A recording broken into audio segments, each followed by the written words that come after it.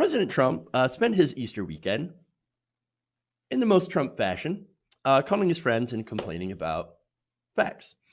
So now this is according to a report in the Daily Beast.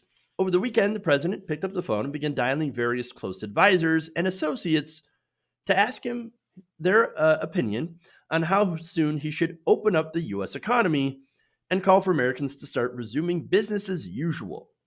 Now, this is according to three different people familiar with the conversation. So now the question of when we should open back up is an important question, right? You can't have the economy shut down for good. That's no good for anybody. But at the same time, if you open up too soon, then you risk a second wave. So far in America, we haven't even hit peak infection. We can't test everybody, and so I mean, they keep saying like the worst is yet to come. The worst is yet to come. The worst is yet to come. Well, okay. Uh, Look, when the worst does get here, and then it's over, and the medical experts say, okay, now it's time, it's safe to go out. Well, that's when we should go out. And like that might take some time. It might not be until, this fall. It might not even be safe this fall. So, I mean, again, opening up too soon would be a disaster, would invite a lot more problems. And so we don't want to do it too soon. And again, we don't want to do it too late, either. But anyway, okay. So again, that's an important discussion to have. So now in the Daily Beast, they write, the subject of when to ease restrictions and guidelines as the death toll has risen in the tens of thousands, and governors in the federal government have struggled to combat the coronavirus, has been a major point of debate within the upper ranks of the Trump administration. It's even a bunch of people who don't know what they're talking about. But look, I actually have to go back with and apologize a little bit for Peter Navarro. Peter Navarro actually was warning how badly this is, and he had a stack of papers and reports, and is like, "Hey, man, this could get pretty bad. So, like, why don't we do something about it?" Now, he's not a medical expert, but he turns out that he's kind of right. Like, you don't have to be a medical expert to see that other experts, actual experts in the field, were saying that there are significant issues with this, that we would face with coronavirus if it gets in the United States, and if we don't take action to try to flatten that curve. And lo and behold, that's what's happening right now. And so Navarro was actually kind of right, but nonetheless, you have other people in the administration saying, no, let's open it up sooner. Let's open it up soon so that we can all get back to business. We can all get back to work. Oh, great. So now, the president has often advocated highly optimistic and at times even negligent positions on the crisis. Certain key members of his Corona task force, including Fauci, the director of National Institute of Allergy and Infectious Disease, have urged for a more cautious patient approach, particularly on reopening the United States for business. So now that matters because over the weekend, especially on Easter, Trump was like, God, I can't get this guy off my mind. I can't think about anything else other than Dr. Fauci. And so now he goes and calls his friends. Quote, what do you think of Fauci? The president reportedly worked into his phone conversations over the past few days, the three sources said, as he pulls his broader network of informal advisors, industry allies, and current staff on their opinions on the news of the day. Now, none of that includes medical experts. Yeah. Which it should. I mean, they would probably know best in this situation. I'm just saying. But no, we're going to ask the industry experts, the ones that make money off our labor. We're going to ask those guys. And I'm not going to be surprised if their opinion is, yeah, let's get them back to work. We don't care about our employees, obviously. We just need to churn out widgets. Oh, well, okay, that's great. Now, it gets more ridiculous, though. At one point this weekend, Trump remarked that he, quote, made Fauci a star and that barely anybody would have known who the doctor was were it not for the president putting him front and center in the administration's coronavirus response, televised press briefings, and media strategy. Look, Dr. Fauci has been at least in this position for like the past couple administrations, Bush and Obama administrations, if I recall correctly. So I didn't know who he was. Nobody knew who he was, but he was doing his job. And that's good because, look, in that we had H1N1, which, wasn't as bad of a pandemic as this. Yes, it was significant. Ebola was also very significant as well. But the administrations handled it actually quite well, much better than this current administration is handling coronavirus. Okay. And so the difference is that now we have an incompetent moron in charge, and he's not doing the things that Fauci and the rest of the medical experts are doing. But one thing Trump is doing is putting Fauci on television more. And he thinks, well, look, I made him a star. Why isn't he agreeing with me on everything? Why is he challenging me? Why is he criticizing me? I don't understand. But I got to get back to the quote here. One of the people familiar with the comment said, quote, he didn't sound bitter about it. It just sounded like he thought it was worth a reminder. I made this guy a star, I put him on TV. Maybe you should remember that because it's about the ratings. He gets good ratings. And he gets good ratings because I put him there. So they're actually ratings for me. This is ridiculous. The man is a sociopath through and through. All right.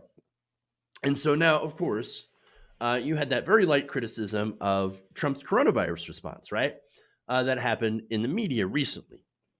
And of course, saying that we could have addressed it sooner instead of sitting on it for 3 months, well, that didn't go well.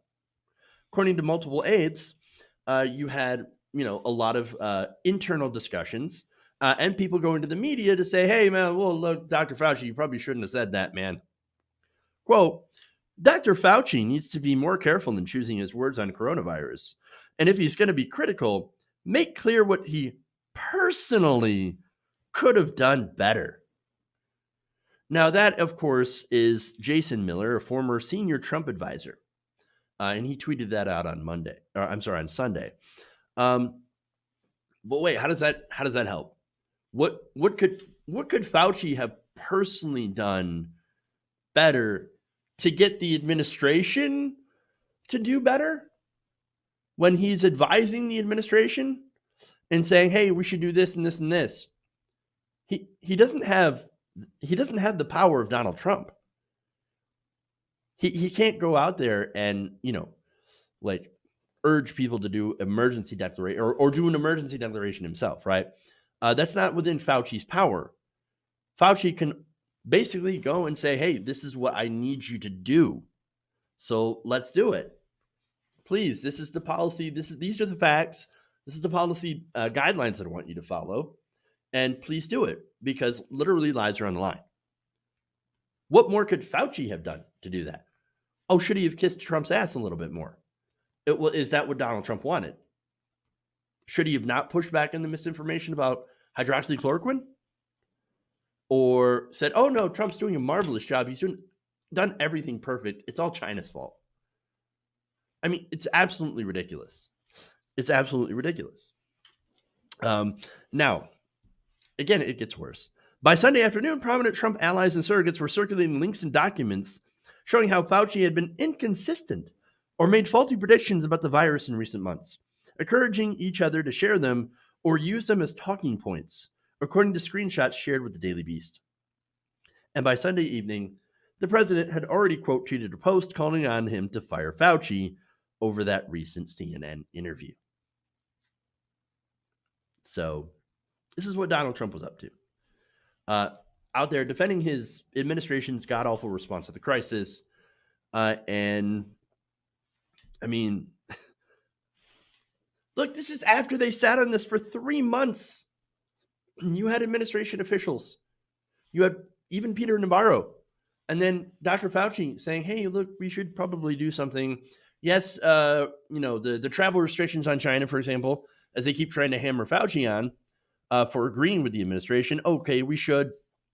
we should do a travel restriction on China that would help, but that would only buy some time for the administration to actually do something, which they didn't do. They thought travel restriction on China. All right, we're done. Problem solved. It'll stay in China. No, no, no. Fauci was saying the whole time, I don't think that's going to do the trick.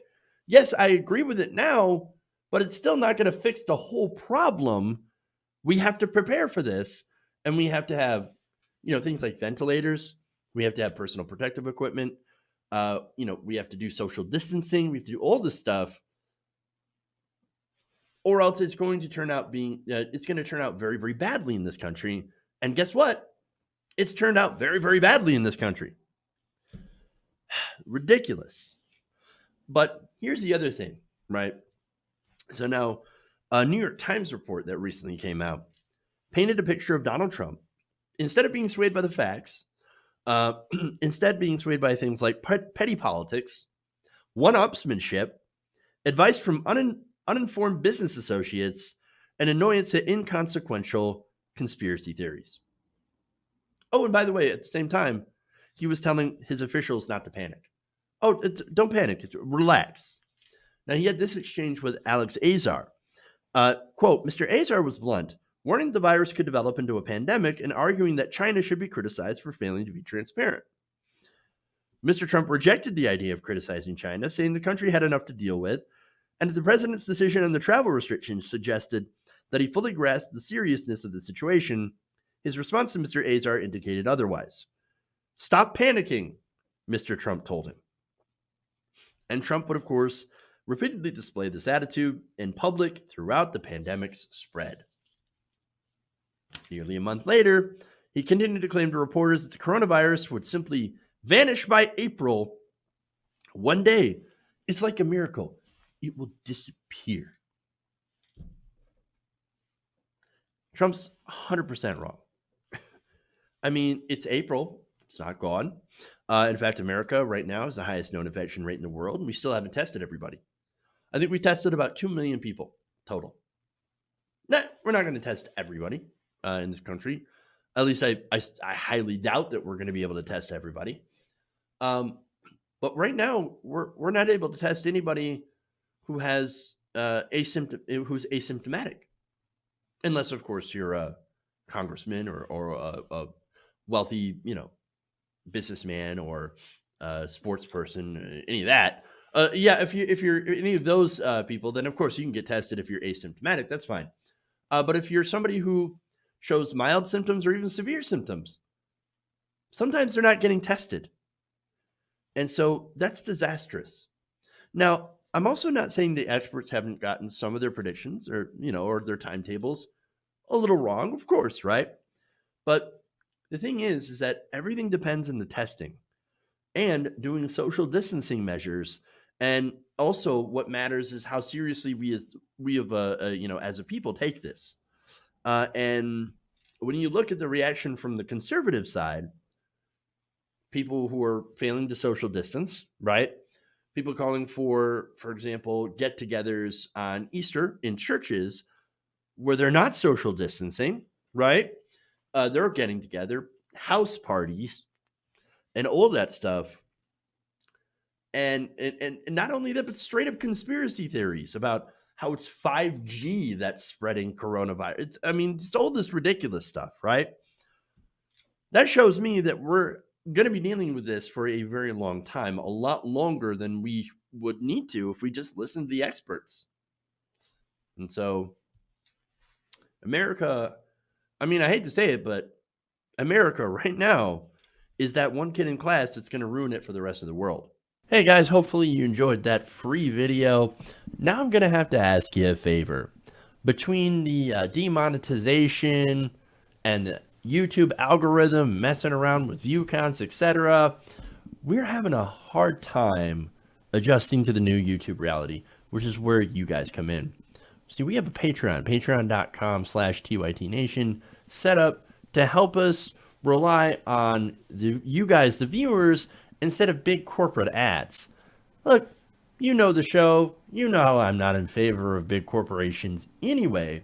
So help us transition away from relying on the ad model to pay the bills and sign up to be a patron, patreon.com/TYTNation. That goes a long way to help us keep the lights on.